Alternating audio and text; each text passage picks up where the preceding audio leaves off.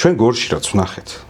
ყველა ურტყავდა წაქცეულ ადამიანს ქუჩაში და ყველას გაუჩნდა ესეთი განცდა რომ ეს პირველად არ ხდება. ეს ადამიანები ამას პირველად არ აკეთებენ. ისეთი აგრესიული და გათამამებულები პირველ ქმედებას არანაირად არ გავს. ხო, არ გავს პირველ ქმედებას.